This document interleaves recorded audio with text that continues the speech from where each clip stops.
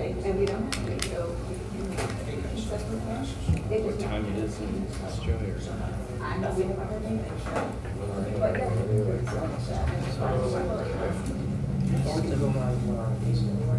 By what? Oh, I don't. I know. On both sides. Now it's only what? Yeah, now it's 6. It was only 5. What are we doing? Oh,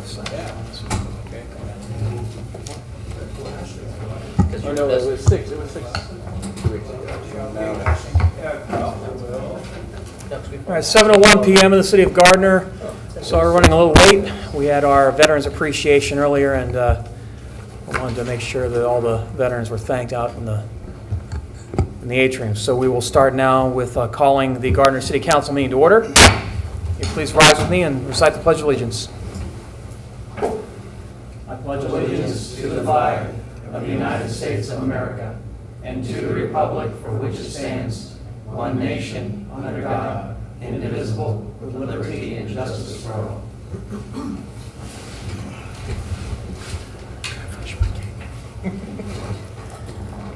We don't have any presentations this evening. We do have, next on the agenda, public comments. Members of the public are welcome to use this time to make comments about city matters or any items on the agenda that are not part of a public hearing. If you wish to come forward, we only have a couple of ground rules. The first one is that we have a 5-minute clock over here on the left side, if you're facing this way, of the room. We ask that you would please adhere to the 5-minute time limit, and no profanity or personal attacks are going to be tolerated. Other than that, you just come forward, state your name and address for the record, and have your hearing.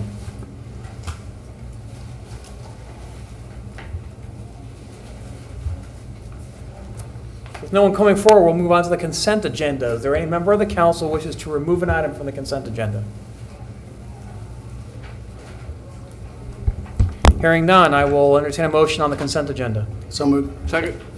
Motion Melton, second Baldwin, that we approve the consent agenda. All those in favor indicate by saying aye. We both said it, but Aye.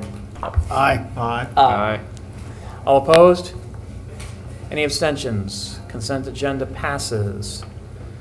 Committee recommendation item number 1, consider denying a request for a waiver of a park impact fee for the Willow Chase 5 playground project. Jason Bruce, good evening. Good evening, Mayor, City Council.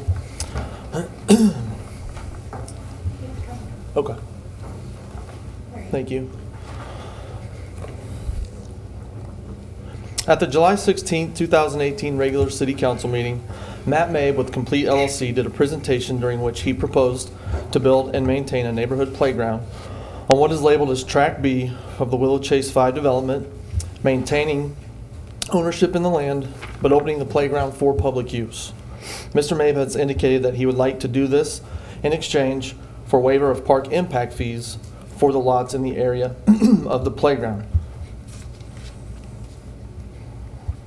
So what are park impact fees? Park impact fees are monies that developers pay to go into the Park Improvement Reserve Fund. These funds, along with 1/3 of the special alcohol tax funds, are collected by the city and are used for park maintenance, land purchases, and the development of park projects. For each residential unit, the city receives $700 per unit, and for each commercial development, the city receives 11 cents per square foot. In 2017, park impact fees generated $103,000 in revenues. We will talk about why this is important in a moment, but first I'd like to provide you with a brief history of the city's park impact fees.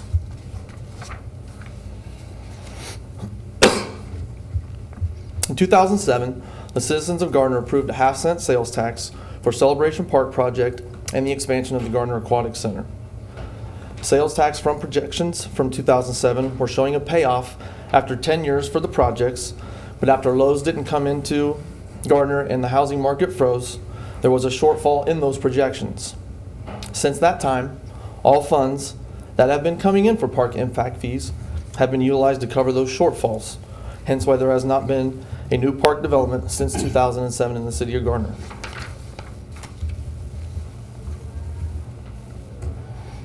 So what kind of impact will waiving park impact fees have on the future of parks? By waiving park impact fees, the city will have to use general fund dollars for future maintenance and develop of its park system.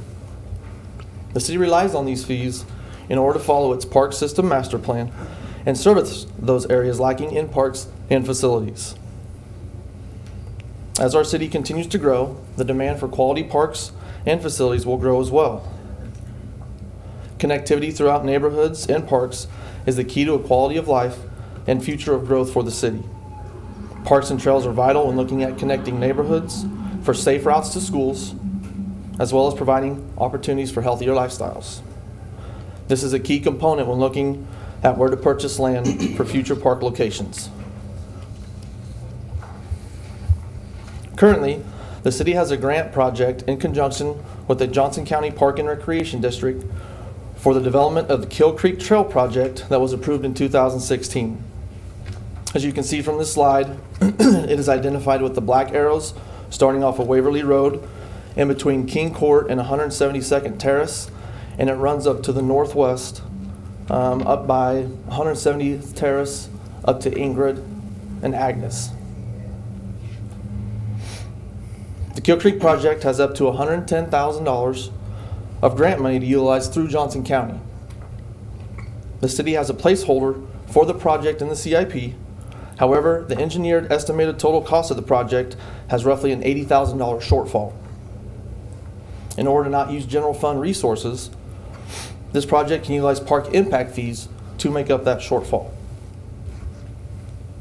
A project like Kill Creek benefits the community as a whole with trails, safe routes to schools, and connectivity throughout the city. These pop-up playground projects, such as the Willow Chase project, are to service primarily localized dwellings and may not have the same park standards as city-owned facilities, as well as not being required to follow our park system master plan. There are also additional questions regarding maintenance and liability.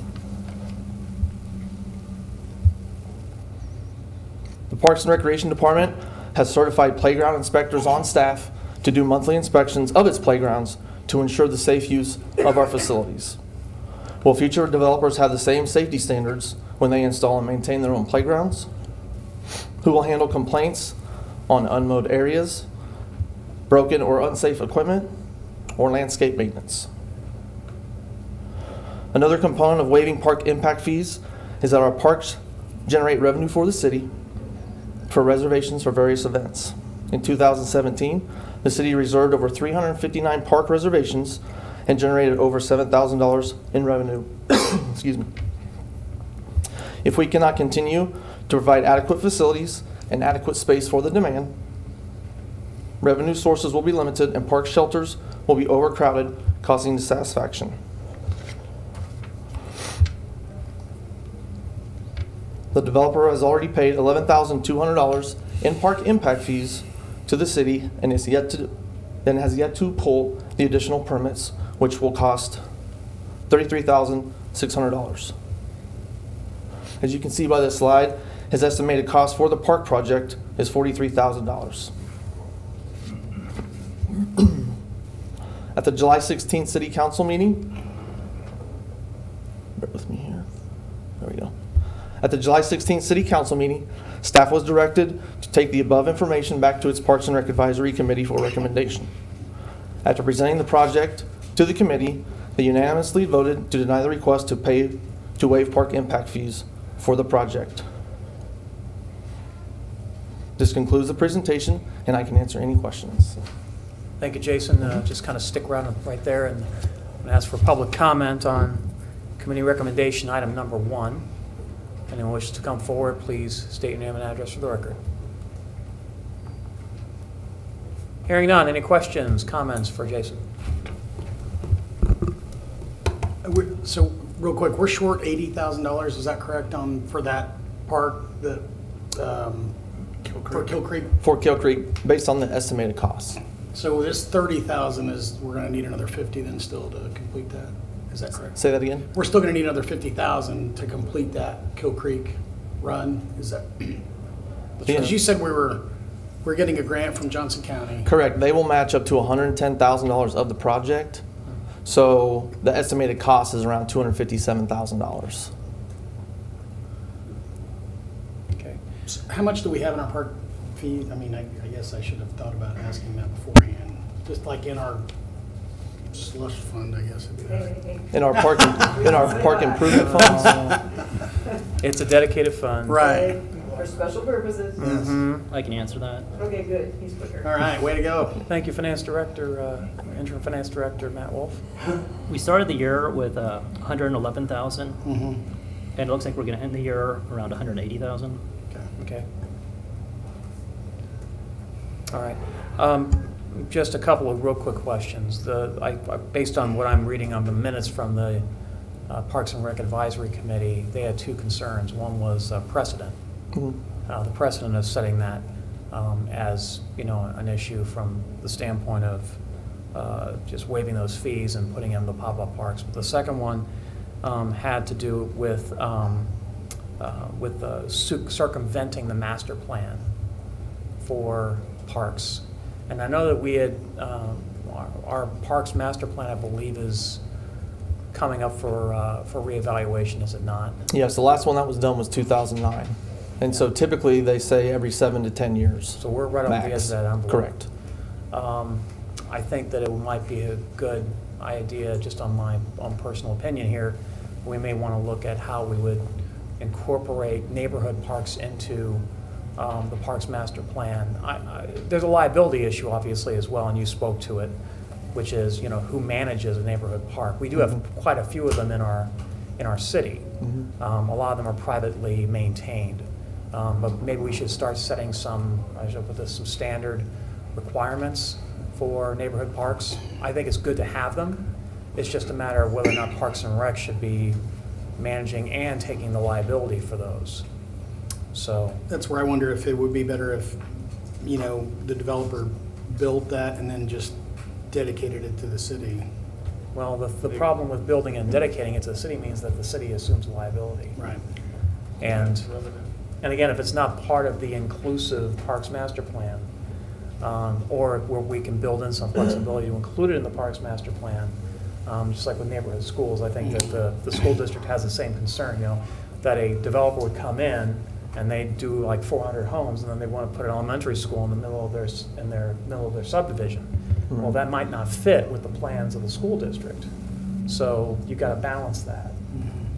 So. And honestly, if this project was beneficial to the city or had trails and shelter, power, we could use it for rentals, things like that, then that would maybe be something different. But Sure. like we said, with those playgrounds, it's similar to what schools have.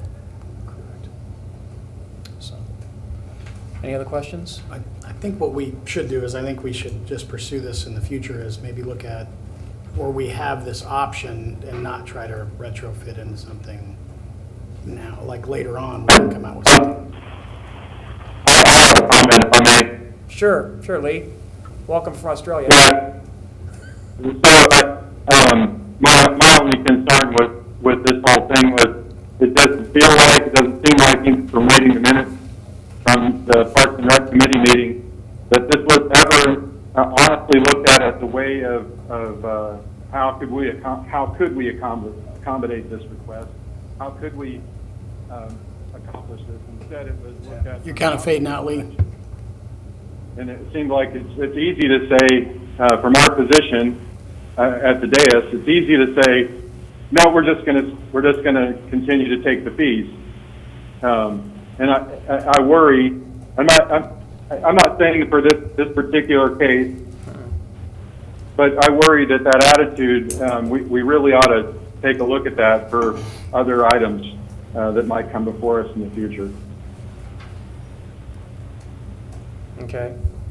So that's why I'm talking about creating a policy around it. And I think that that's one of the problems, is that in lieu of a policy, it's basically catch as catch can, and any developer who comes in and wants to just not pay the parks fee will come up with a solution that would, that would meet that need for themselves.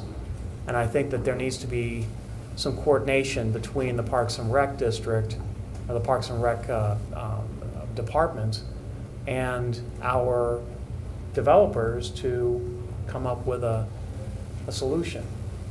So, you know, if that means neighborhood parks are privately financed, you know, then that's one thing, but I don't think that we can just say, you know, that we just dispense with the parks fee completely. Does that make any sense? Yeah, it's got to be a win-win. It's for got to both be. I sides. mean, you know. But anyway, that's just my thinking. I tend to agree. I would like to see us work on a policy that maybe doesn't completely eliminate the park fees for some contribution like this, but maybe we can come up with some alternatives for paying the park fees or a portion of the park fees, rather than just a blanket policy of no. So that's my 2 cents on it. Okay. Thanks, Lee. Any other questions, comments, thoughts? I know you were sitting in on the discussion, Councilman Winters. Would you be able to give your? No, I think he impression? outlined it pretty clearly. I just think there was too many variables Okay. yeah. So I think direction from council sounds like would be to maybe incorporate a plan into, for neighborhood parks into the next Parks Master Plan, which I'm assuming would be started next year, would it not? I mean, do we have budget money? You do not, We do unless not. you'd like to use this fund, which is part of what it's for. So Okay. these funds are restricted, as he said, and so some of the things they're restricted for is your master plan updates. Yeah. It is not currently in your biennial budget to review this plan. Okay, so we would have to do an allocation, an adjustment. There isn't, so as he was saying, we've used this money as legally available funds to cover the shortfall for the Celebration Park and the pool that just finished paying off all, but I think we have one payment left this year. It's very small, very little tail-end payment. So Yeah. now you're just starting to build enough money to do anything with that you might envision for future purchases, future parks. You just now have enough to do something. And so if you're talking about curtailing it, you first need, if you want to do it as part of an update, then I guess we're going to have to find the money for the master plan. And I think part of what he was planning on using this for was leverage Yep. to match the county funds that they've already promised you. Sure. Right. And that project has a deadline of 2019 It with is, the okay. county for the grant funding. So we would basically do the Kill Creek Trail That would be Park, first. and then you would move on to the master plan, Correct. which would be 2020 then, potentially. And the other thing, pardon me for chiming in here, but That's maybe fine. we should ask the developers that we've been meeting with if this would even interest them.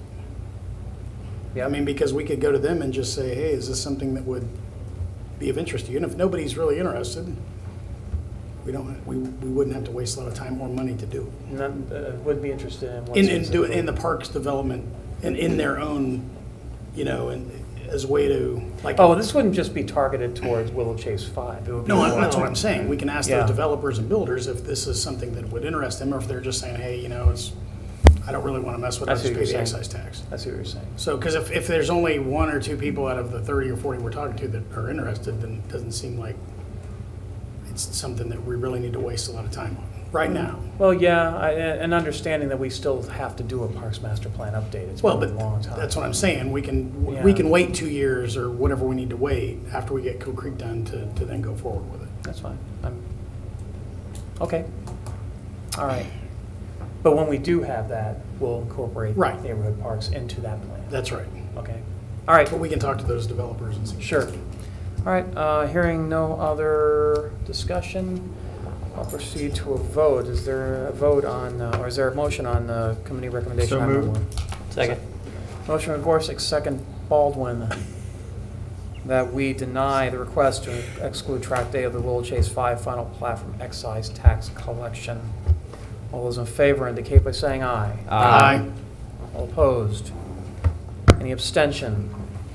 Committee recommendation, item number 1, We must have dropped it. it passes and the Point of order, motion is Mayor. denied. Did Yes. Councilman Moore have an opportunity to vote on that item? I or- did not hear him. He may have dropped. Okay. We are running under a. Oh, I'm still here. Oh, okay.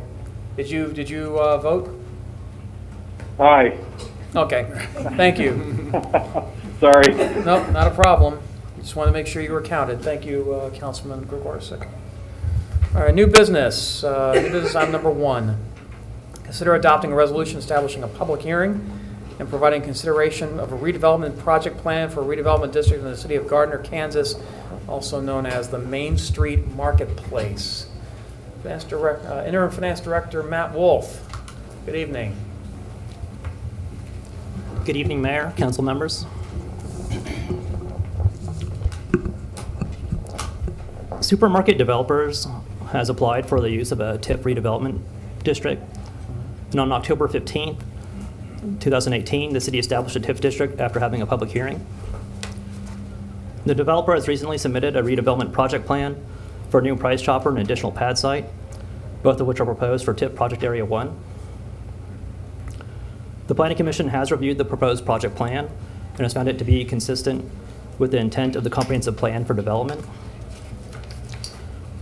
The next step is to adopt a resolution providing for notice to be given for a public hearing to consider the adoption of the proposed TIF project plan in the city of Gardner, Kansas.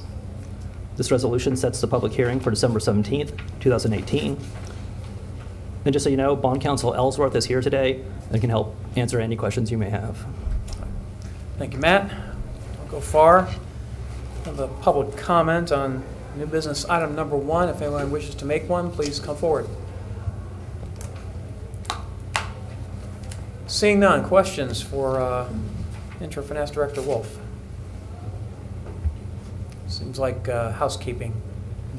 Really nothing else, just trying to meet those mandatory deadlines for That's correct. timeframes for hearings. Okay, great. Hearing no other discussion, I'll entertain a motion on new business item number 1. So moved. Second? Motion, Melton, second, Gregorczyk, that we adopt a resolution as number 1999, is that correct? Yes, sir.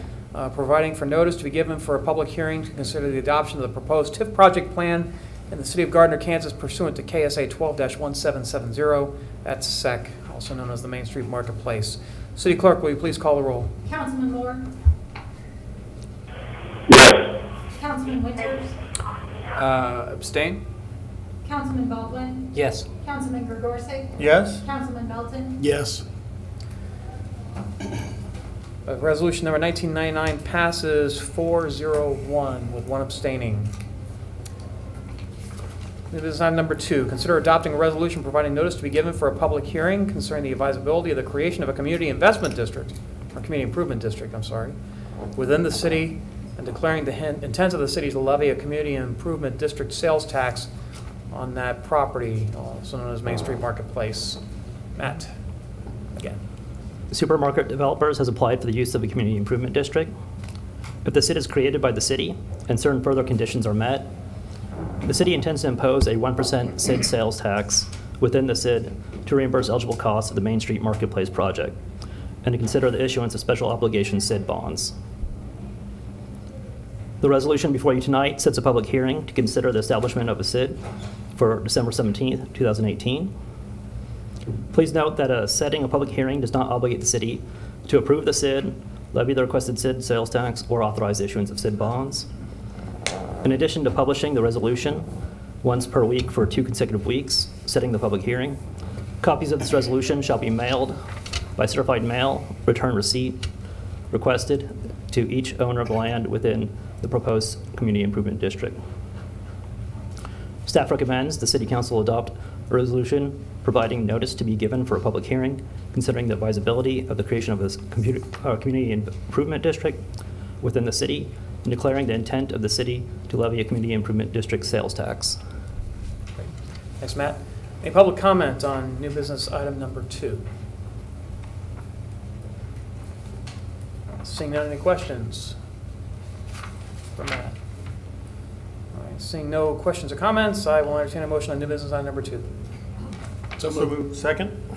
Motion Melton, second Gregorczyk, that we adopt resolution number 2000, providing for notice to be given for a public hearing concerning the advisability of the creation of a community improvement district within the city and declaring the intent of the city to levy a community improvement district sales tax pursuant to KSA 12-6826 at SEC, Main Street Marketplace, SID. City Clerk, please call the roll. Councilman Winters, Abstain. Councilman Baldwin, Yes. Councilman Gregorczyk, Yes? Councilman Melton, Yes. Councilman Moore, Okay, Resolution 2000 passes 401. New business item number 3, consider adopting an ordinance authorizing the City of Gardner, Kansas to issue industrial revenue bonds taxable under federal law. Series 2018, is that A? 2018A? They would just be 2018. Just 2018, okay, thank you. It's for the Hampton Inn project. The principal amount not to exceed $14 million, financing the acquisition, construction, and equipping of a commercial facility and authorizing the execution of certain documents in connection with the issuance of the bonds. Mr. Wolf, one more time. You're getting good at this, man. Yeah, just knocking them down, man. On March 20th, 2017, the City Council adopted Resolution Number 1965, stating the city's intent to issue industrial revenue bonds in the principal amount of approximately $14 million for Gardner Hospitality LLC to construct a hotel within the city. Council has also approved the execution of a developer's agreement providing for a 10-year property tax abatement and associated payments in lieu of taxes by the company. Please note that the bonds are not a general obligation of the issuer, nor do they constitute a pledge of full faith and credit of the issuer. And also last year, the Center of Economic Development and Business Research of Wichita State University conducted a cost-benefit analysis that showed this project will approximately add $4.8 million in new revenue over a 10-year period. Staff recommends that the City Council adopt ordinance number 2590, authorizing the City of Gardner, Kansas, to issue industrial revenue bonds, taxable under federal law, series 2018, in the principal amount not to exceed $14 million, financing the acquisition, construction, and equipping the commercial facility, and authorizing the execution of certain documents in connection with the issuance of the bonds. Thanks, Matt. Public comment on new business item number 3. No one coming forward. Any questions about these industrial revenue bonds? Okay. Hearing nothing from the dais, I will entertain a motion on ordinance number 2590. So moved. Second. Motion Melton, second Winters, that we adopt ordinance number 2590, authorizing the City of Gardner, Kansas to issue industrial revenue bonds taxable under federal law, series 2018, also known as the Hampton Inn tranche, in the principal amount not to exceed $14 million, financing the acquisition, construction, and equipping of a commercial facility, and authorizing the execution of certain documents in connection with the issuance of the bonds. City Clerk, will you please call the roll? Councilman Baldwin, Yes. Councilman Gregorczyk, Yes. Councilman Melton, Yes. Councilman Moore, Yes. Councilman Winters, Yes. Ordinance number 2590 passes unanimously. Consider adopting an ordinance. This is new business item number 4. Consider adopting an ordinance amending the standard traffic ordinance for Kansas City's edition of 2018 with additions and amendments as noted in the proposed ordinance. Amy Foster, good evening. Good evening, Mayor and City Councilman. I am here for our annual Let's Look at the STO and the UPOC tonight. So kind of one of those deals we do every year. So the first one before you is the standard traffic ordinance for Kansas City's adopting edition of 2018. This year, there were no changes added to that code. So we usually add provisions for careless driving, prohibiting vehicle idling, parking restrictions, transportation of alcoholic beverages, prohibiting the use of any compression release engines, establishing maximum speed limits for streets and parks within the city. And we have left those provisions in, made no changes to those. And so the only changes this year would be to reflect the addition of the 2018. And so staff recommends that you adopt an ordinance adopting the standard traffic ordinance for Kansas City's edition of 2018 with the additions and amendments as noted within the ordinance. I'd be happy to. Thank you, Amy. A public comment on new business item number 4. Seeing none, any questions for Amy? I have a question. Yes. So I know we didn't change it, but why do we set the speed limit, if it's not posted on a residential street, is 25 when the generally accepted speed limit, if it's not posted, is 30? All of our speed limits are actually set by engineers through traffic studies. And so So we don't really have any that are posted that don't matter. Yes, so based on our engineering studies, I believe is how that has been said. Would you agree with that, Chief? In my experience, it's always been 25 in neighborhoods. In Kansas City, where it's not posted, it's 25. I don't know where the 30 came from. That's what we taught in driver's ed back in the day. Yeah, smaller towns in particular. Okay, yeah, I think it was 25 also in Overland Park where I've got friends. I was just curious where it came from. Okay. And is that something that you would like to address? I mean, the speed map, we could add that. It sounds like it wouldn't really bring much value to discuss it, you know, to look into it further, since the engineers are setting the speeds based off what the residents are actually driving anyway, so. Oh. Do those engineers have children, or are they? Well, I assume when you say that, you're referring to the 85 percentile, right? Yeah, okay. We're good. Okay. Any other questions? No questions, a bad question. Any questions? Okay. Hearing no other questions or comments, I'll entertain a motion on ordinance number 2591. So moved. Second.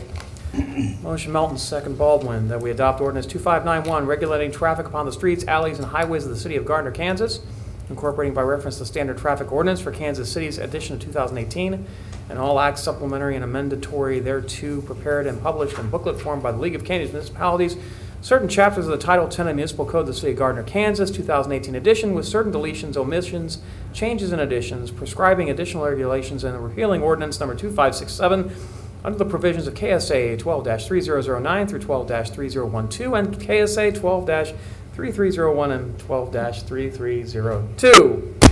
City Clerk, will you please call the roll? Councilman Gregorczyk. Yes. Councilman Melton. Yes. Councilman Moore. Yes. Councilman Winters. Yes. Councilman Baldwin. Yes. Ordinance number 2591 passes. Thank you very much, Amy. Ordinance, okay, there's another one, okay. New business item number 5, consider adopting an ordinance adopting the Uniform Public Offense Code for Kansas City's edition of 2018 with additions, deletions, and amendments set forth herein. Amy? Okay, so this one isn't quite as quick, but again, an annual adoption that we do.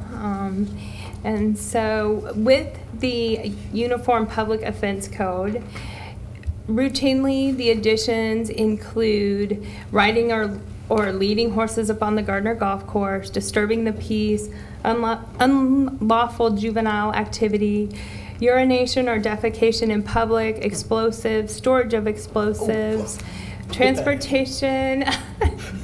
I knew we'd get some attention there.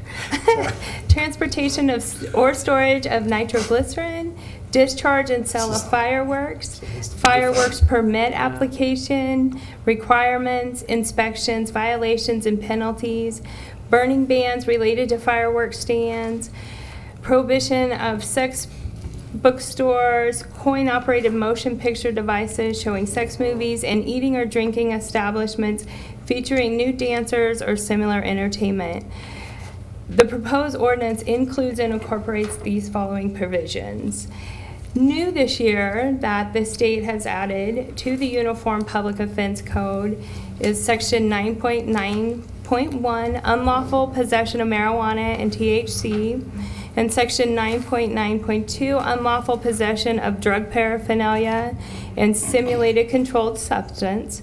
In the past, the city has included these offenses through addition and amendments to the ordinance under Section 1027. With the addition into the UPOC, we are eliminating that out of the ordinance because it has been included, and it includes everything that we were including on our own. And so we're eliminating that out of the ordinance. But then the state also used the Section 1027 into the Uniform Public Offense Code for the illegal operation of the amusement ride. This was a law that went into effect July 1st for the inspections of the amusement ride. So that's included now as 1027. It also includes a provision for criminal littering. However, the city, after review, felt that upon Judge Lewis recommending that the retention of the language of the city's past criminal littering provisions in section 6.8, she wanted to retain and not utilize the state's. And the wording included intentionally in our ordinance. And so we will be keeping that in our ordinance. And then also consistent with last year's amendments, upon the recommendation of Judge Lewis and City Prosecutors Rep and Mann, the city will omit Section 4.5, buying sexual relations, Section 4.5.1, unlawful use of a communications facility. These offenses will be all charged under the jurisdiction of Johnson County District Court. And then Section 1013, which states that barbed wire fence is illegal. And what application, I'm sorry? 10.13. What's the barbed wire fence, where is it illegal, in what application? Just to have within city limits. Within the city limits. Okay. And so we do allow that. Okay. So. The proposed ordinance also incorporates the changes originally contained within ordinance number 2540. This was regarding the fireworks and allowing the city council to vote on when the city would allow the sale of fireworks, and that would be done by resolution. That wording had been omitted through an amendment last year, and so we're adding that back in that states the date and time limitations to bring that back up to what was settled last year. And then the other routine changes are updating the reference to the standard traffic ordinance for Kansas City and the City of Gardner traffic ordinance to reflect the 2018 edition. And these changes have all been reviewed by Judge Lewis, Chief Pruding, City Prosecutors Rep Ann Mann, and City Attorney Dink. Okay. So lots more in that one. So. All right. Thank you very much, Amy. Any comments from gallery, any public comments on new business item number 5? Seeing none, any questions from council other than the one that was already brought forward? Okay. With no one else wanting to make comment, I'll entertain a motion on ordinance 2592. So moved. Second. Motion Melton, second Winters, that we adopt ordinance number 2592, fixing certain standards of conduct for persons within the city of Gardner, Kansas, making violation of any such standards of public offense subject to penalty, incorporating by reference the Uniform Public Offense Code for Kansas City's edition of 2018, and all acts supplementary and amendatory thereto, prepared and published in booklet form by the League of Kansas Municipalities, repealing all ordinances and parts of ordinances in conflict herewith under the provisions of KSA 12-3009 through 12-3012, and KSA 12-3301 and 12-3302. City Clerk, will you please call the roll? Councilman Melton? Yes. Councilman Moore? Yes. Councilman Winters? Yes. Councilman Baldwin? Yes. Councilman Gregorczyk? Yes. Ordinance number 2592 passes. Thank you, Amy. Thank you. New business item number 6, consider an ordinance establishing a land bank pursuant to KSA 12-5901 et sec. Larry Powell, good evening. Good evening, Mayor, Council. This is a new economic development tool that we're bringing to you for consideration, and we would like for you to establish what would be known as the Gardner Land Bank. The provision for this is pursuant to KSA 12-5901 et sec, improving the addition of Chapter 2.65 to the Gardner Municipal Code in connection with that. So under the Kansas Land Bank statutes, the cities can create land banks to take title to property, extinguish existing tax liabilities, and abate or re-amortize special assessments, and the City Council can establish a city land bank by passing an ordinance, and City Council members can serve as or appoint a separate board of trustees for the bank. And by statute, the bank would be required to prepare annual budgets for approval by the council, prepare audited financials, and prepare and publish an inventory of properties held by the bank each year. As a result, there would be some cost associated with operating the bank, but establishing the bank shall also provide two specific advantages. And first, though, is through a land bank, the city can take title to a property sold at a tax sale without paying the delinquent taxes.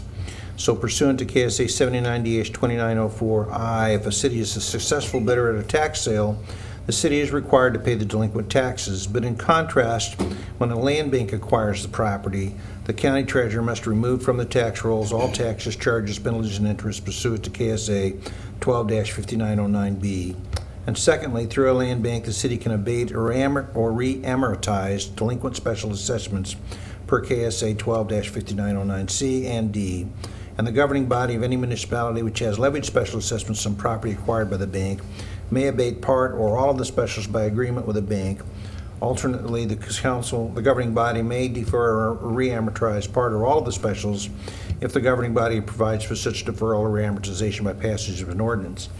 And if there are taxes or special delinquencies on properties that are in pending development, a land bank provides a vehicle for taking title of the property and cleaning up these encumbrances so the new owner starts with a clean slate. Basically, though, this does creates the fact that once we take possession of the property, that there are some policy implications to consider, such as how adjacent property owners might respond if they have stayed current on their own special assessments and see the land bank as giving a break to their prospective new neighbors. Or there's also cost to the county for conducting the tax sale. We would need to determine what these costs are and whether the city or land bank would be responsible for them. Further, any deferral or reamortization or abatement of special assessments obviously transfers the associated debt repayment burden to the city. However, it is often delinquent and or burdensome special assessments that are impeding the development. And in many cases, they are delinquent already, and the city is already paying the debt. So in effect, we're paying the bill, but we have no right or use of the property. So hopefully a land bank would provide another incentive tool to promote development of distressed properties into and eventually revenue-producing properties.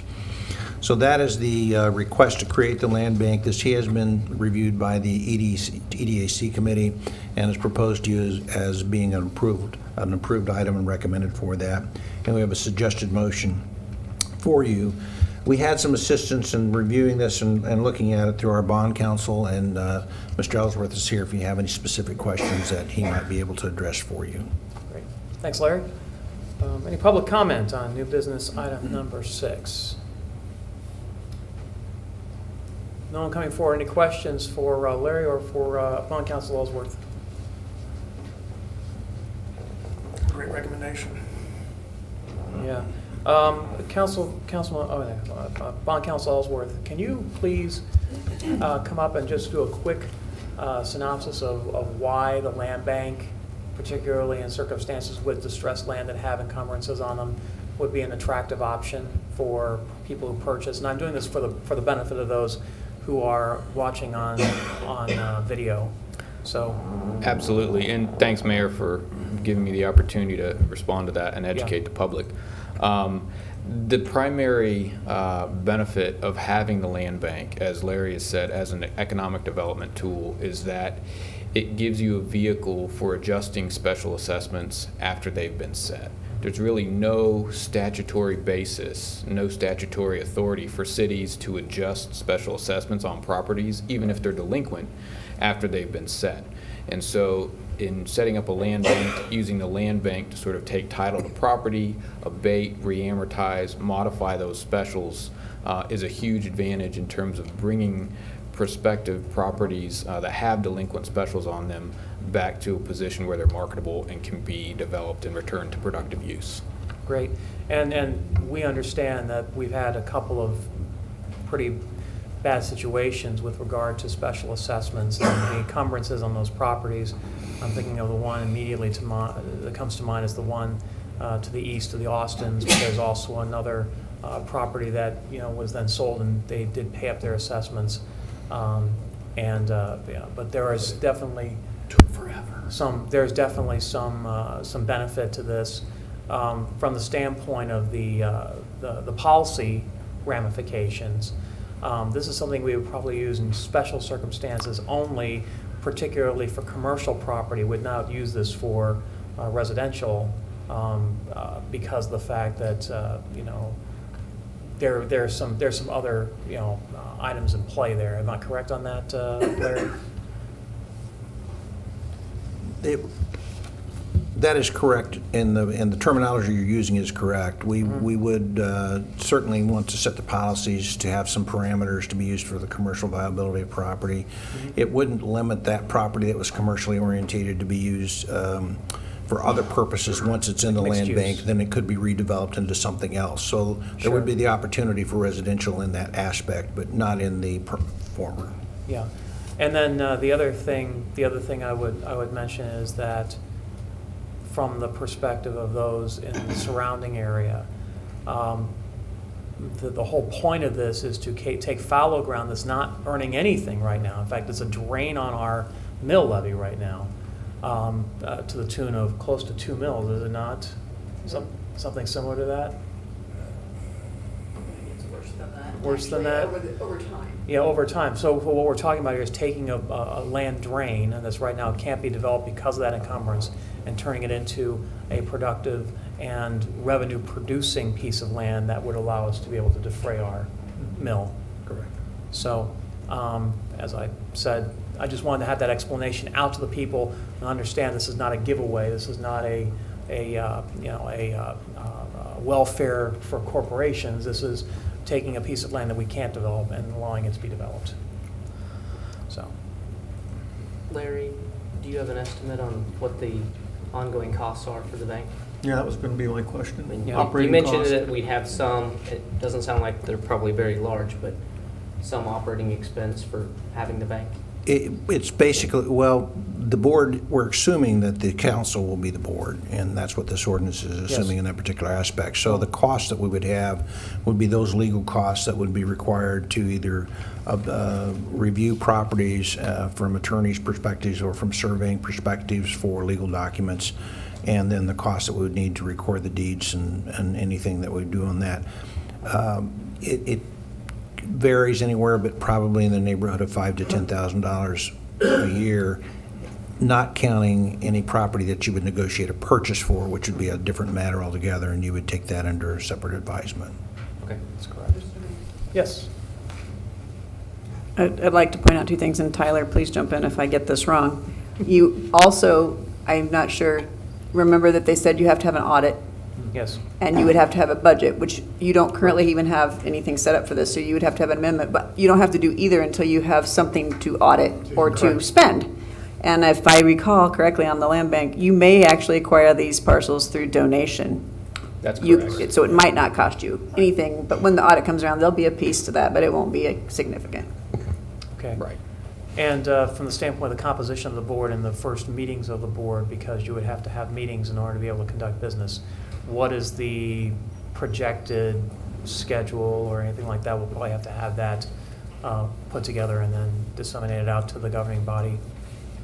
I think that's I think that's correct. I think you could meet as needed, so you might want to meet once just to sort of get things going. But other than that, until you had a property before you that you were considering taking title to, I don't know that there's any need to meet. Would that just be a new line item on new business, or would that be a separate meeting unto itself? I'll defer to your city attorney on that, but it might be a separate meeting. Yeah, I think you're actually, when I've seen it before, the unified government uses the land bank more than any other municipality in the state. And they always formally adjourn the meeting and then reconvene the meeting as the land bank, and so you just kind of put your hat and put your new hat on. And the new ordinance basically says, relative to the frequency of the meetings, that in 2.65.050C is that the board itself is the one that set the meetings, times, and places, subject to the requirements of the Kansas Open Meetings Act. Okay. Yep. All right. Thank you, gentlemen. Appreciate that. All right, without any further ado, if there's no other discussion on the land bank, I'll entertain a motion on ordinance 2593. Second. All right, motion Gregorczyk, second Baldwin, that we adopt Ordinance 2593 of the City of Gardner, Kansas, establishing a land bank pursuant to KSA 12-5901 at second, approving the addition of Chapter 2.65 to the Code of the City of Gardner, Kansas, in connection therewith. City Clerk, will you please call the roll? Councilman Moore? Yes. Councilman Winters? Yes. Councilman Baldwin? Yes. Councilman Gregorczyk? Yes. Councilman Melton? Yes. Ordinance 2593 passes. New business item number 7. Thank you very much, gentlemen. Consider appointing a treasurer to the Land Bank Board. Larry Powell. Thank you, Mayor. Based on the action you've just taken, there is a need to have a treasurer for the Land Bank Board, and according to the statute, it's allowed to be a city staff person or someone that is not already serving on the board as an appointed member. And in this case, we have the staff recommendation to appoint the interim finance director, Matt Wolf, as treasurer of the Land Bank Board, and basically we have that request before you. Okay, great, thanks. Any public comment on new business item number 7? Should we make Matt spell it as qualifications? Oh, yeah, right. Good call, Laura. Yes. Thank you. Well, all right. With no one coming forward, questions about new business item number 7? When we specify Matt as the treasurer, are we specifying Matt or the finance director? Because the other language referred to the certain members being a chairperson who will be the mayor and doesn't specify that that's Mayor Shute. Can we do the same thing and say that it's the finance director so that the interim, and if that name changes, we don't have to revisit this? I would assume that would be acceptable to have the position, but then you'd always have to make sure there was a person in the position as needed. Yeah, I'm pretty safe that we'll have a finance director most of the time. Don't jinx this. But yes, I understand what you're saying. Okay. Well, are we going to change the wording then on this? Okay. You say the city's finance director, or?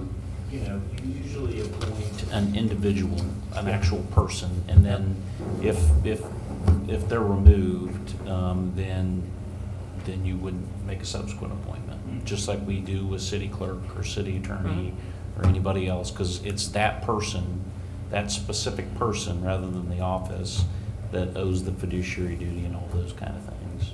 Okay. I think it would be beneficial too, just because if we do, Matt does, you know, we hire somebody, whatever happens, Matt's not trying to tell them everything that happened for the last 6 months to catch them up. He's just rolling into that. So it'd be just easier on the next person. Well, and there's also a liability aspect here as well. Sorry, Matt. Hey, way to step up. You can't ascribe liability to a title, but you can ascribe liability to a person. So that's Thanks for that. the other piece. Yeah, I know. Yes, Chief. Are you just flexing over there? Looks like you're. Let's get him an exercise ball. Sorry. I thought you had something to say. I was Chief. like that. You really got a serious question over there. Okay, with no other discussion, I'll entertain a motion on new business item number 7. So moved. Oh, second. Motion Winters, second Melton, that we appoint interim finance director Matt Wolf as treasurer of the Land Bank Board. All those in favor indicate by saying aye. Aye. Aye. All opposed? Any abstentions? New business item number 7 passes. New business item number 8. Consider adopting a resolution revising the City of Gardner Personnel Policy Manual 2018 edition. Good evening. Good evening, Mr. Brambovitz. How you doing? Good. Good. We are here. The background of this item is that at the October 15th, 2018 City Council meeting, the governing board expressed a desire to revise portions of the Personnel Manual 2018 edition relating to employee appeals to the governing body. After consultation with City Attorney Dank, appropriate revisions to sections 4-108 and it should be 7-108 of the Personnel Manual 2018 edition have been identified by staff and are included in the attached resolution. So you should have the resolution in front of you, which is resolution number 2001. And section 1 is section 4-108 is amended to remove subsection 108.4, appeal of performance review in its entirety, and section 2, section 7- that should be 108, is amended to remove the following language. In cases in which the employee directly reports to the city administrator, the employee can request a review of the disciplinary action directly of the governing body. In these cases, the governing body will assume the responsibilities of the city administrator outlined in this section, and the decision of the governing body will be final. So the next is these updated personnel policies and procedures supersede any rules, regulations, or policies in conflict with them, and the resolution shall take effect and be in full force from and after its adoption by the governing body of the City of Gardner on November 5th, 2018. So, and the staff recommends to pass this. Okay. Thank you, Alan. Any public comment on resolution or the new business item number 8? With no one coming forward, just some questions. I'm looking at the wording in section on the resolution 200. It says here 2002. It's 2001, sorry. 2001. It's been crossed out. Okay, so Yeah. 2001, and then I'm looking here at the section 1. Is that section 7-108? Yes, it's been. And 7 dash, okay, so I'm looking at a one that's Right. not corrected. Okay, my understanding. So You have a corrected copy by you, sir. by me, right here, thank you. Wasn't on the back. Sorry about that. So 7108, and then, 2001. Okay, great, thank you. So there's a section 4-108 also cited in here. Under section 1, so section 4-108 is amended to remove subsection 108.4, appeal of performance review. That is not. So we are actually totally removing that section. So there, because in the past there was an appeal of a performance review. Correct. Okay. So that's section 4-108. Correct. Just wanted to make sure that these are correct on this. Yes. Okay, thank you. So I will entertain a motion on new business item number 8. So moved. Second. Motion Melton, second Gregorsek, that we adopt resolution number 2001, resolution providing for the adoption of a revision to the personnel policies and procedures 2018 edition for the city of Gardner, Kansas. City Clerk, will you please call the roll? Councilman Winters? Yes. Councilman Baldwin? Yes. Councilman Gregorsek? Yes. Councilman Melton? Yes. Councilman Moore?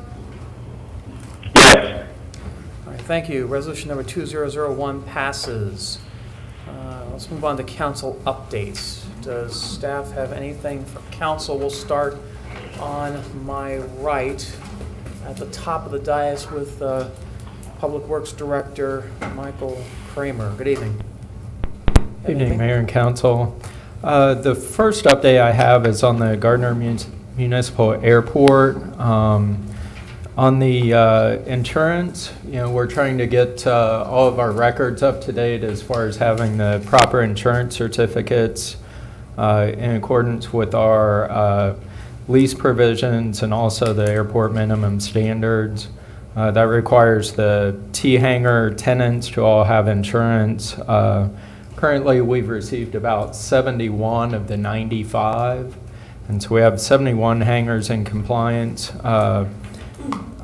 I believe it was last week that 32 letters went out to hangar leases and subleases, and of those, we have gained quite a bit of ground on compliance. We did have a couple of letters that went out to folks that had already provided a certificate. There was a few errors in our database, and the expiration dates had not been entered correctly, I believe.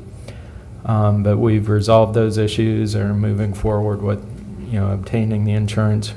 I think the next step on this, is hopefully it doesn't get to this point, but at some point, if they're just non-compliant, I think it will, probably take some action by our city attorney in drafting some letters asking for compliance.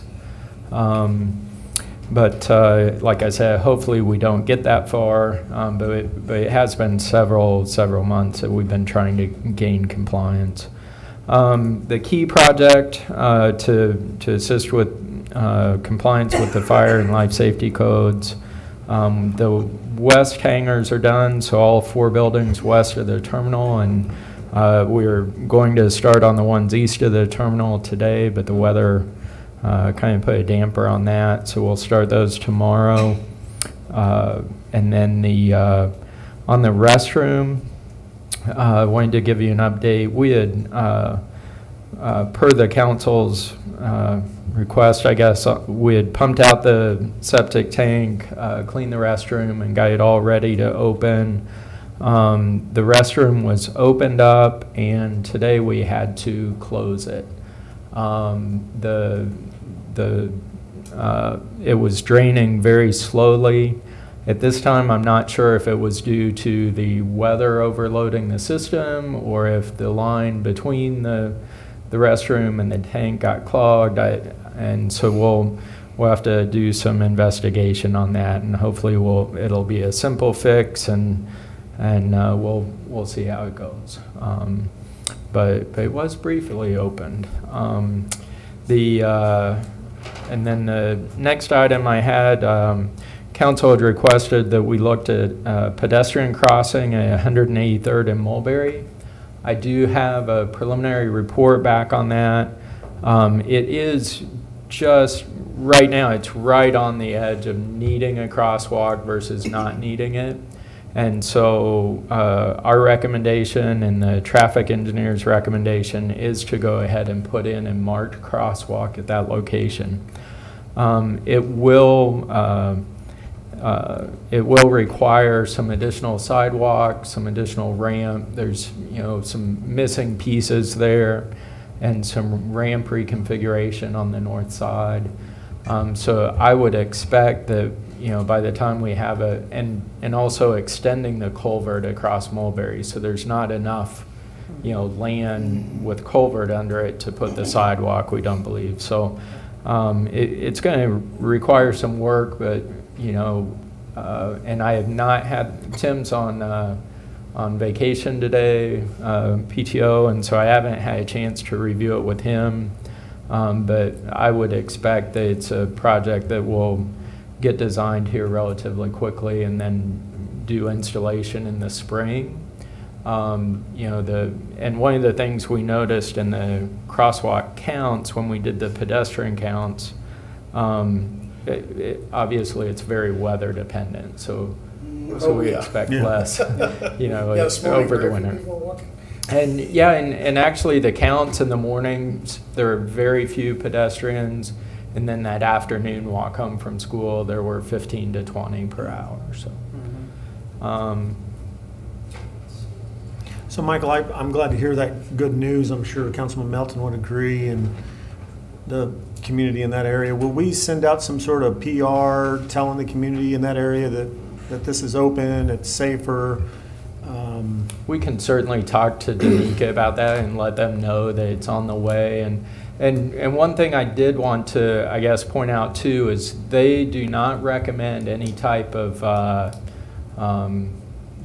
signal and or RRFB or any type of improvement like that. It's just a good bright crosswalk painting and signs and signage. Yes. So my question is, I know that the particular crossing there at Mulberry is where a lot of that traffic coming out of New Plum Creek Manor is going to come out to. At that point, would there be consideration for a signal? They do recommend that as the traffic increases, both pedestrian and vehicular, that we look at. I don't know if that that we continually reevaluate those things, but I seriously doubt that that would push us quite to that threshold. Are we talking like, could we put even just the flashing one like we have over here for the crosswalk? They're not recommending it at this time. I personally, I would just like to see it because, like, you know, and especially now, it's dark in the mornings. I think it would be good if we're going to have a crosswalk there, just because it's kids. Well, and I agree because also you've got undulation coming right when you down, come if over I'm not that hill. mistaken. And if you're not from these parts, you may not know that there's a crosswalk at the bottom. I know of the, there's folks that take that road. Well, there's a lot of semis. Faster than 35. Might be driving 30, not 25. Well, it's not a residential road, sir. And I will say, you know, I think that's something that we can evaluate further as we move along in the design. One of the things that I do want to review going forward with GONS is, you know, good proper street lighting at those types of crossings as well. I think that can help significantly. Just one light. Just one. It's very poor. Yeah, and I know in talking to Robert Cook off of 183rd on the south side, he's seen well, I don't know a ton is the right adjective, a handful of 18-wheelers going down east and west on 183rd, and then had the audacity, and he used some different words than audacity, to turn around in his property over there by the chicken coops. I know exactly so, what that is. Yeah, we want to protect our kids in light of recent national tragedies. Yeah. Thank you, Michael. Thank you. And then I had one other item that I wanted to bring up.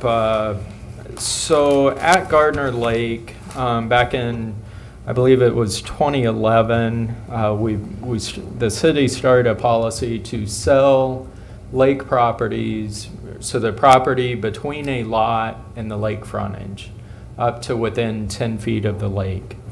And I've had folks in the past several months approach the city about purchasing land between the existing lot and what would be the roadway.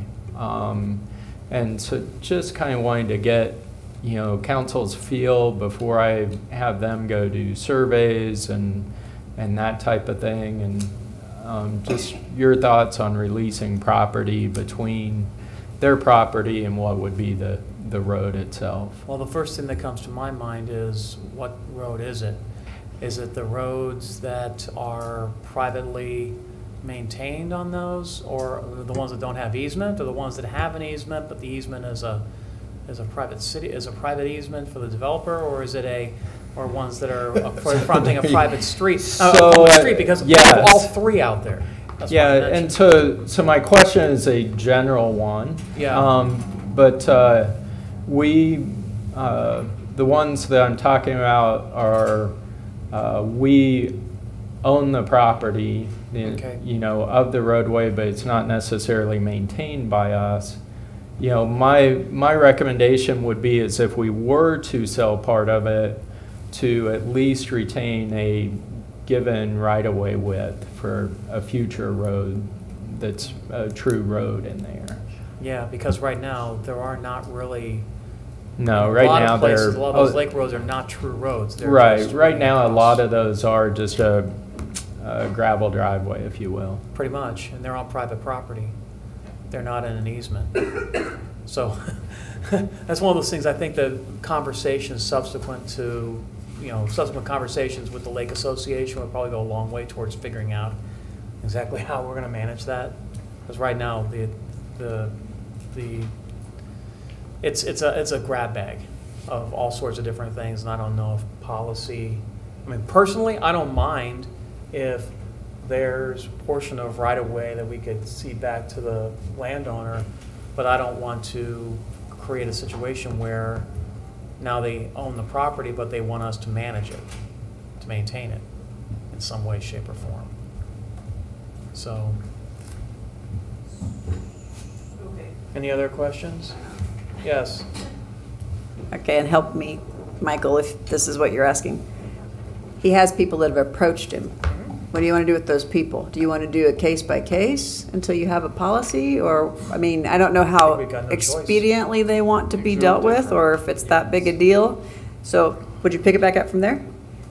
Yeah, so I do have one particular location. I'd be happy to step up to the podium and show you if you'd like to, you know, Yeah, I mean, take the time to have some I time. think, to in, kind of put it in lieu of a comprehensive policy that includes all those different scenarios I just mentioned, I think we're going to have to deal with this in the case by case. I mean, there's no other way around it. Yeah, but there's a general feel that I think what you were alluding to, which was property can be sold to the property owners as long as the right-of-way or what could be right-of-way in the future It's would not allow us to obstructed. put in a road, Exactly. right? So we just want the ability to provide service, but at the same time, don't encumber that land for no reason.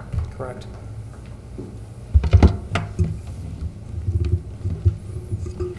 Okay, give it a try. Hey, look at that. These two pieces of property on, I believe it's Lake Road 8, are owned by the same individual. And so they are looking at, and north is to the top of the page there. And so they've asked about buying the property from us between off to the east there, and then also even to the north a little bit if they can.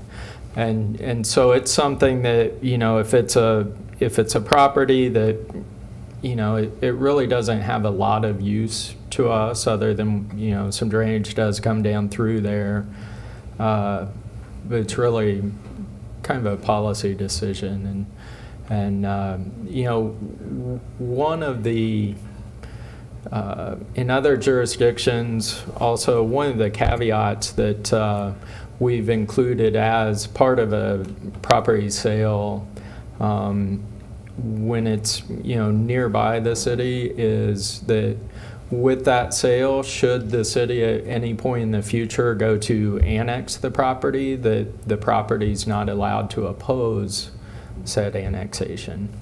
And so that may be something, and I've not discussed that with this particular property owner at all, but it's something that, and I'm not real strongly recommending that one way or another, but it's something to consider. Well, I think if we show good faith in a policy, for sure. I think if we show good faith in saying if we were going to, this is unproductive land for us, a surplus. We're basically talking about surplus land. Yeah. So, I mean, if we're accommodating this particular property owner and selling them this property, I think that we can put, you know, a restriction such as that on there, understanding that we're not going to be asking for annexation anytime soon. Correct.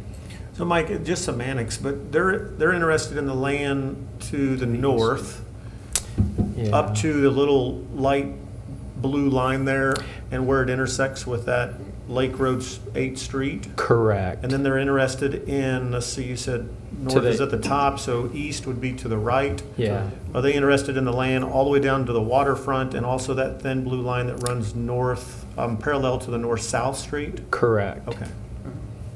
That's a good chunk of land. Yeah. And I'm not sure exactly, you know, how much of it they're interested in, but that's just curious. And then would they handle, obviously there's a stormwater channel in there. Yeah, and so so that's something that we definitely have to talk with them about, and how far, and something that, you know, as far as how much land, I'd also have to confirm it with our city engineer and make sure. Okay. You can put it up. Very small. All right. And one other piece of information, previously on the other side of the lake, there was some similar in 2015. I believe the council did sell some for about $1.50 a square foot. The lakeside frontage we sell for, I believe it's 56 cents a square foot. Okay. Yeah, was that the O'Connor property that we were talking about? Is that? I'm not sure on the name might on have it. been. Yeah. Okay. Yeah, I don't see a problem with discussing this with the landowner. We don't have any use for it in parks, do we? No reason. Not really. Yeah, it's not really large enough. I joked about making him put a park in. Oh, pop-up park, yeah. Okay. Thank you, Michael, appreciate it. Larry Powell, anything from your neck of the woods? First, just a short update for you on a review of the mowing situation. We've got pretty much completed our maps, but we're not through completely figuring out all of the similar properties that exist across along the arterials and collectors. So we're still pursuing that information for you, and then we'll probably have that together, and hopefully we'll be able to bring that to you maybe in a Friday report or something, just for your updating information. Didn't want you to think we'd forgotten it. The Hampton Inn, we talked to you a couple of weeks ago and said that we had a December 17th. As you may know, they have their general manager on board, and he is working quite closely with them.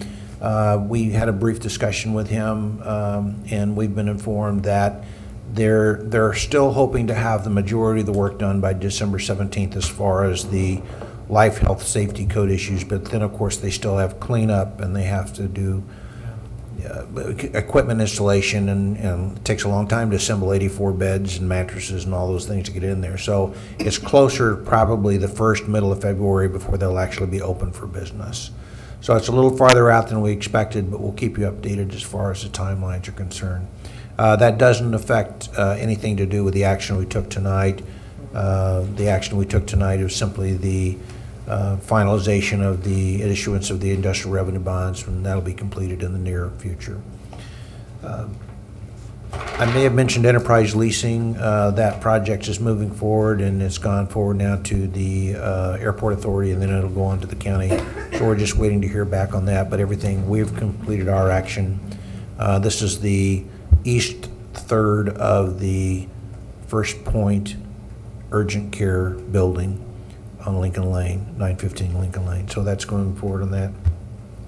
And we really not have heard anything new from the hospital. We're still waiting to get the updates on the property movement for that particular category.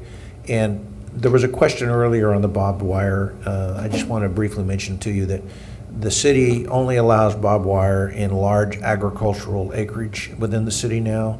And so that's an item that we get in fencing questions all the time, and I just want the public to understand that occasionally you will still see older fences next to existing subdivisions that the developer didn't take down. For example, on Moonlight Road, we still have some barbed wire that's along that roadway that is leaving. It's just not been taken down yet by the developer.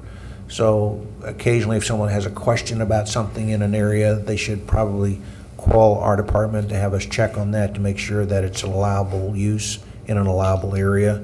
Otherwise, we generally don't allow barbed wire within the city limits as a current fencing issue, but we do still have agricultural property within the city limits, and it is allowed to be around those particular areas. I'm thinking of that one property that's on South Gardner Road, the one that's got the hay operation. True, and that's one area. And of course, some of the property on south of 183rd Street is actually within the county, so you'll see property that's in the county adjacent to the city limits that has barbed wire on it. So, yeah, thanks for the clarification, because those are some of the items that popped into my head when. Okay, yep. Thank you. Okay, great. Okay, thank you, sir. Yep. Jason Bruce. Just to recap, this past Monday, we had our Boo Bash out at Celebration Park. It was second time since I've been in that we've had to reschedule it because of weather. So we made a pretty good call on canceling on the 26th. We pre-sold 1,000 bracelets, which we've never done that before. We estimated the crowd to be around 5,000 to 6,000 participants. Wow. It was definitely our largest one we've ever had. So special thanks to PD and Fire District 1. We had some public works employees out there working. We ended up having over 19 sponsors and over 100 volunteers. So that's with awesome. it being real close to Halloween and good weather, it was great turnout. So thanks to everybody that helped out. And it was also our first event for our new recreation supervisor, Jordan Lester. So she was thrown into the fire and did a great job. So. Yeah, she did. And I saw the pictures of the fire eater that was out there, and the myself. I was thinking, that's not Rich, is it? But and you weren't out in your pumpkin costume. I was were you? out, yeah, I was out. Yeah. Trying not to scare everybody. That was the next thing. That's tough. Yeah, all right. Thanks a lot. I do better with the mask on. That's yeah. And I had thanks. one question. Yes, yes. Yeah, I did want to mention the airport board meeting. I'm sorry I forgot. It's normally scheduled for next Monday, but due to observing Veterans Day, we're moving that meeting to Tuesday evening at the Senior Center. Great, thank you. Gons Garcia. Yes, a follow-up to a letter that the city received back in August regarding annual backflow device testing. And the Gardner resident requested information. We sent a letter, was responding to some of his questions. And there was one that we partially responded, and it was how many cities within Johnson County requires a annual backflow prevention device testing. And the cities that we were able to contact were, these are the cities that require the annual testing, is Leawood, Lenexa, Meridian, Mission, Olathe, Overland Park, Prairie Village, Shawnee, and Spring Hill. Okay. On his letter, he said that Water One did not require them, the residential customer with irrigation system, to do a annual test. So that's not actually correct. What Water One says is please contact your local city and look into what are the requirements. So the cities I mentioned, they do require an annual test. Yep. And the other question was a follow-up not a few weeks ago regarding notification for the annual test. In the past, prior to utilities taking over the backflow device testing, Public Works used to send 3 letters. An initial letter, a reminder letter, and a final notice.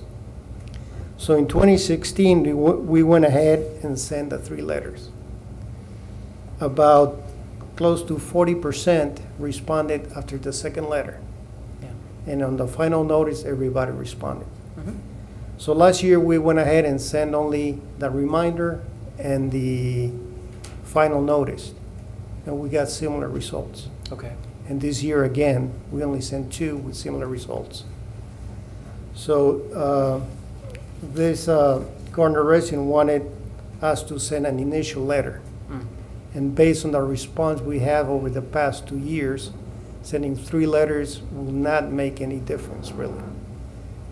Okay. But most respond within the second notice. Those are the first reminder. Okay. So I'd like to continue that practice. And I will try to use other means of relating to the residential customers that have backflow devices to do the test at the beginning of the year. This might be something that we might want to include as a flyer, just an informational flyer inside our utility bills, to say, you know, hey, if you've got irrigation systems that require backflow, you know, that we would request that you do your testing, or just kind of give it a little reminder saying you got to do annual testing on those. Well, it kind of sounds like the first letter that he's referring to. No, I'm saying that it would just be a little reminder, a courtesy reminder in the, yes. While you're here. Ms. Foster's in the audience. I don't know that we put flyers in the utility bills, but we have a little space that we can set a reminder. Are you okay with that? Yeah, that's kind of what I'm thinking. Yeah, okay, not necessarily an insert. Just a little blurb. You know, because I think we do have something in that utility bill typically that is a like a little communication, exactly. So. I do have something on that, if you don't mind. The timing, when is it you currently require it to be completed by? There is no specified time, but it is preferable to have the results prior to using the irrigation system. So it should be between March and June. Okay. So in the spring, sometime in the spring. Before they start using their sprinkler. Okay. Yep. I know there's a lot of folks that are winterizing their current irrigation systems. Well, that's what I was saying, because yeah, some may prefer to do both at the same time, but They will have to start the sprinkler system during the spring, so that will be the best time to do the annual test. Okay. Plus, you want to see if something happened over the winter. Exactly. Because How cracked debris pipes and or- mechanical failure is what you're testing. Exactly. Yes, Laura. So the citizen's initial question was, why do I have to do this and do I have to still do this? And Well, yes. we've moved on, but we have not responded to him with that answer. So that will be my communication, is what I'm hearing from the governing body is, we're still going to do it, Oh, yeah. and Gons is going to set up a different practice, but I want to make sure that's what I'm responding on your behalf. Well, virtually every municipality in Johnson County, which is at or larger than us. Right, it's The water is valuable. We don't want any Safety. contamination in the system. Yep. And maybe that's something we need to put in that little blurb is. Yeah, okay, great. Anything else, Gons? That's all I have. All right, great, thanks. City Attorney Dink. Interim Finance Director Matt Wolf. Nothing from me. Okay, City Clerk? Yes, sir. I just wanted to give you an update on governing body rules of procedure. Thank you. Been working through theirs. There's going to be a lot of ordinance changes and things that go along with that. Hope to give you a presentation during our first meeting in December on that. And then hopefully you can vote on the second meeting in December on the finalization. And I know you're going to be gone, sir, but you don't get to vote on it anyway. That's fine. I might tune in at 3 o'clock in the morning, Dusseldorf time to see that presentation. Yeah, don't get me started. Anyway, Chief. Yeah, as you guys recall, we've been trying to implement the niche records management system for over a year now. We're closing in on a go-live date. It's December 9th right now. Over the past 2 weeks, every member of the department's gone through 20 hours of training with the master trainer up in Olathe, so we're ready to go. It'll be a big technological leap forward for us with regard to records management, computer-aided dispatch, crime analysis, and we're one of the first 3 agencies to jump on board. So I'm looking forward to that, and I'll give you guys updates as we move along. Second, Joe Lucci came back to work last week. All right. He had bypass surgery, feels good, looks good, and he'll be on limited duty for about a month. Great, thanks a lot. And it's nice to know that we're on the cutting edge of technological advancement. This system is actually going to be integrated with the Johnson County system, is it not? Yeah, the consortium's made up of Johnson County and Kansas City, Missouri is going live, I think, next Monday. And they were supposed to be behind us, but their equipment started to fail.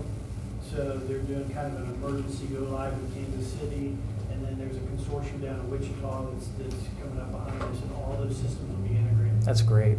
That'll make it a lot easier on you guys for records management. Thanks a lot. Interim City Administrator, ICA. Interim City Administrator Gurley? No. Nothing. Wow. All right, council, anything for staff? I'll start on my far left with Randy Gorsick. Thank you, Mayor. Many of my questions were asked, so I appreciate staff. The only thing I would add is I appreciated the opportunity to participate in last week's team building training event. I learned much about staff, and I hope to use that for continued partnership. And a lot of it was also a good reminder. So I appreciated being on the Chiefs laser tag team. Easy. And but it was a lot of fun, and I hope we continue that annually and throw in a mix of council with mayor so that we get a good balance. But it was great training and money well spent, so thank you. Great, thanks. Rich Melton. I'd like to just follow up with what Randy said. I agree wholeheartedly. I thought it was a great event, and I want to thank you, Mayor and staff, for that. I thought it was good. I think that those things we probably should have been doing for a long time. I agree. I think that it's good that we're all in the same room. Gons, I'm sorry you couldn't be there, but if you want to be destroyed at laser tag, I'll take you over with my treat. we can get some 12-year-olds in there and make it fun. So, but yes, I did really. I thought it was a great thing. It was a really good day. So, the Boo Bash was awesome again this year. I think this was my first year because the kids are all older. I went and I was left to my own devices, which was kind of scary for me because I didn't get in trouble, right? So they're getting burned. Right. Literally. So it was great though. I mean, and I couldn't believe when we got there, the line to get a wristband was like the beer and wine festival, except for people that were no taller than 3 feet. So it was, but it was pretty impressive. So, and the final thing is, I just wanted to chime in and say I've been watching the Justice Center come along on Facebook, and I actually going to try to sneak over there and take a look in person. But it's coming together, and I think it looks pretty amazing. So I'm excited to see some of that stuff start getting closed in and some things start happening over there. Are we still on for our grand opening, or when are we looking at it? Have you heard anything, Chief? Well, I don't want to jinx anything, but they're moving pretty quick. And, if you drove by today, they started putting up the metal wall studs on the exterior, and they got almost the whole building done. Yeah. It's going quick. So that was all I had. So. That's great. Thanks for Rich. Lee Moore from Australia. East Coast or West Coast? Nope. Is he gone? We lost him. Oh, too bad. I wanted to hear how Paradise Beach was. But anyway, I'll move on to Todd Winters. No, nothing. Nothing. Mark Baldwin? 2 quick things. One, I would like to thank Danica and everyone else for the veterans thanks, ceremony. That was great. I thought that was very good. Very nice.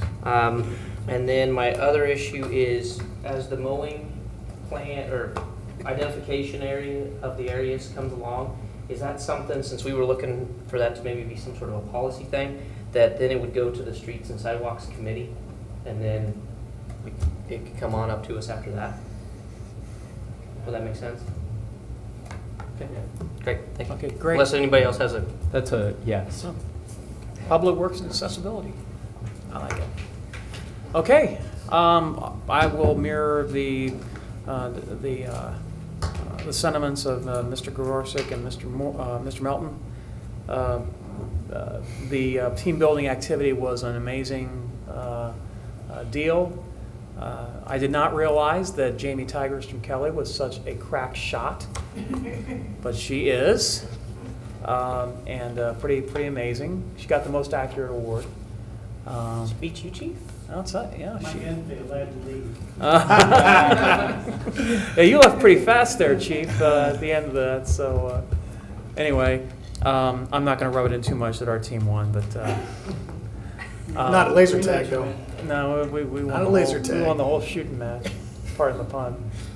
Anyway, it was a lot of fun, and I thank you to Danica and Alan for putting that together and for building bridges. And I really truly believe that it's the job of getting moved into a position of service and integrity and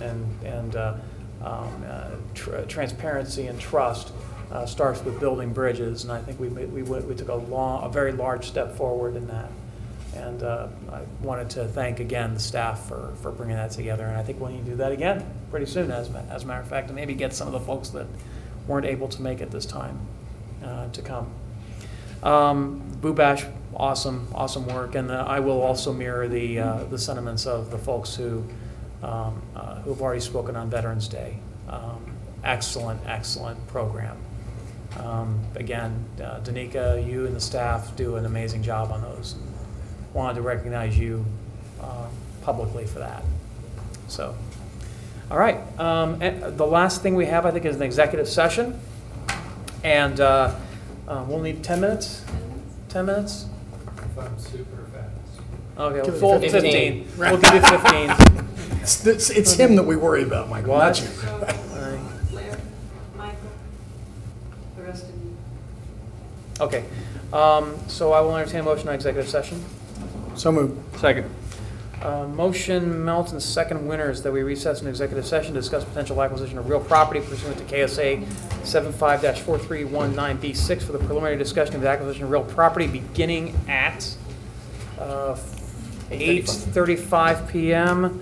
and resuming regular session at 8:50 p.m. All those in favor indicate by saying aye. Aye. Aye. All opposed? Any abstentions? We stand in recess.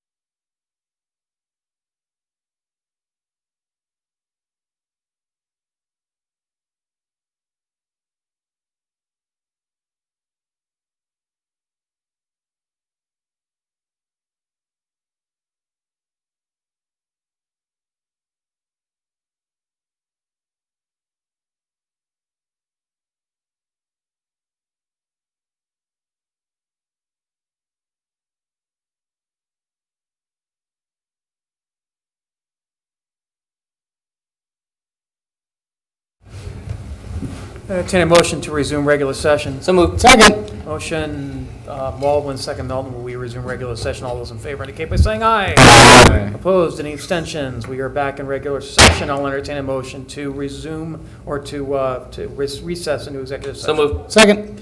Motion Baldwin, second Melton, that we recess into executive session to discuss a potential acquisition of real property pursuant to KSA 75-4319B6 for the preliminary discussion of the acquisition of real property beginning at 8:51 p.m. and returning to regular session at 9:01 p.m. All those in favor indicate by saying aye. Aye. Opposed? Any abstentions? We are back in executive session.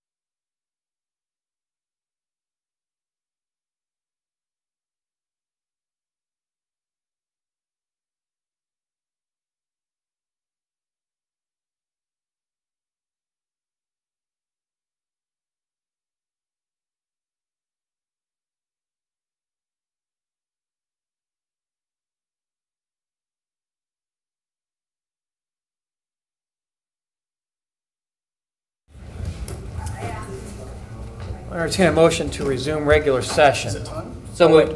We have only 3 here, so we can't do anything. All right, Mr. Gorsuch. I'll entertain a motion. Actually, there's a motion. Is there a second? Second. Motion Baldwin, second Melton, that we resume regular session. All those in favor indicate by saying aye. Aye. Opposed, any abstentions? We are back in regular session. Barring any further discussion, I will entertain a motion to adjourn. So moved. Second. Motion Baldwin, second Melton, that we adjourn. All those in favor indicate by saying aye. Aye. Opposed, any abstentions? We are adjourned.